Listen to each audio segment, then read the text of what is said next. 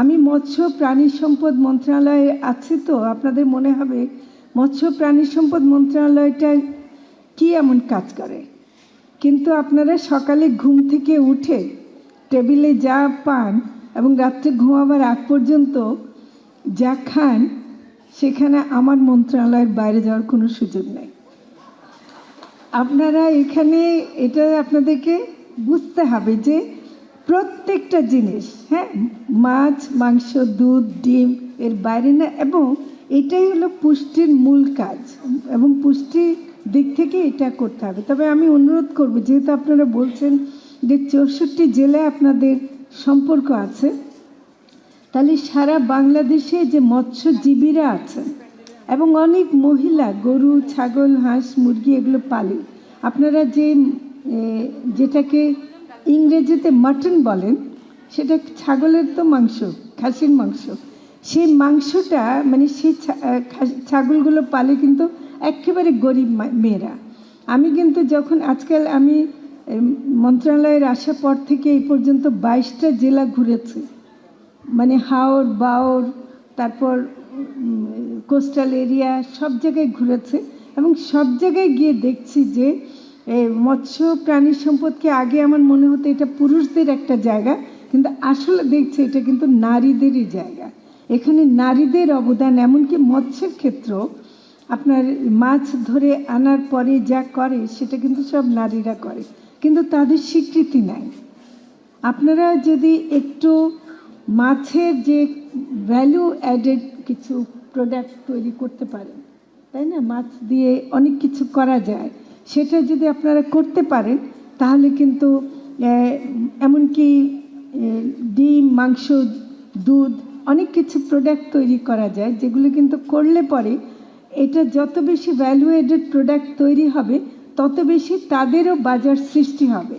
অনেক জায়গায় দেখেছি, যেমন শৈলকুপায় আমি গিয়েছিলাম ঝিনাইদহের, ওখানে সবাই গরু পালে, কিন্তু গরুর দুধ কোনো সময় এত কমে যায়, 20 টাকা কেজি হয়ে যায়, ওরা নাকি রাস্তায় দুধ ফেলে দিয়ে বাড়ি চলে যায়, কারণ ওর তো পোষায় না, ওদের যে খাবার খরচ আর খরচ এতে পোষায় না, ওরা ফেলে দিয়ে চলে যায়। তাহলে আমরা যদি একটা ভালো একটা ভ্যালু চেইন তৈরি করতে পারি, আমরা যদি এদের বিক্রির ভালো ব্যবস্থা করতে পারি, আমি লুৎফির কাছে যাব ভেবেছিলাম যে আমরা ইনভেস্টমেন্ট এইসব ক্ষেত্রে কি করে বাড়াতে পারি, যেমন মিল্ক ভিটার মতো কিছু যদি প্ল্যান্ট আমরা ওই সব জায়গায় করতে পারি, তাহলে কিন্তু আমাদের যারা গরু বিশেষ করে দুধ এরা পালছেন, এবং মহিষের দুধটাও, মহিষের দই, এগুলো কিন্তু খুবই খুবই ভালো। আমি মহিষের দই দেখলাম, ভোলায় যে মহিষ পালে সেই দই একরকম, আবার সিলেটের সুনামগঞ্জে যে মানে মহিষ আছে তার দই টোটালি অন্যরকম। আমাদের মহিষ এই দইগুলো কিন্তু এগুলো জিআই প্রোডাক্ট হিসেবেও পরিচিত। আমাদের ইলিশটা একটা জিআই প্রোডাক্ট, কিন্তু আমরা সেটাকেও কিন্তু ঠিকমতো আমরা পাই না। তো সেজন্য আমি বলবো যে আমরা একটু, আপনারা আমার মন্ত্রণালয়কে আমাকে যে কারণে আজকে এনে থাকেন, আমি জানি না কোন রেলিভেন্সে এনেছেন, এরপরে আমি আসতে চাইবো যে আপনারা মৎস্য প্রাণী সম্পদের জন্য কাজ করবেন।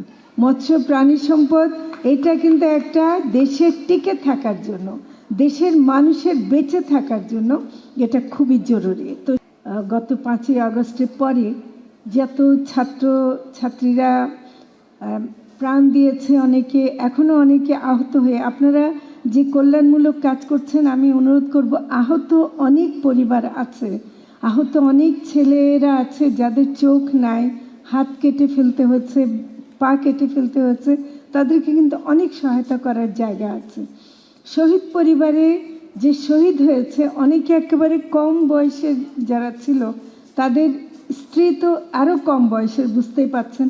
হয়তোবা একটা পরিবারে আমি গিয়েছিলাম ঈদের পরে দেখা করতে, তার মারা যাওয়ার 2 মাস পরে তার মেয়ে হয়েছে, এবং সেই বাচ্চাটা মানে ভেবে দেখেন, জীবনে কোনোদিন বাবা কি জিনিস বুঝবে না, কিন্তু তার বউটা একেবারে কম বয়সী, তাদের কোনো রকম সহায়তা, অনেক সহায়তা তাদের দরকার হবে, সেটা আমি আশা করি পাবো। শেষে আমি বলবো যে আপনারা পুনাক করছেন ভালো কথা, কিন্তু এই ডায়াসগুলো কিন্তু পুরুষদের সাইজে তৈরি, বুঝছেন? পুনাকের ডায়াস আর একটু ছোট হতে হবে, মানে আমার না হবে না। আমি মনে করি যে এই যে একটা কমন সাইজ যেটা করে সেটা হলো পুরুষদের একটা যে হাইটের চিন্তা করা, সেটাও আমি মনে করি বাদ দিতে হবে আমাদেরকে। আরেকটু সবাই মিলে যেন আমাদেরকে দেখা যায়, আমরা ভিজিবল হতে চাই।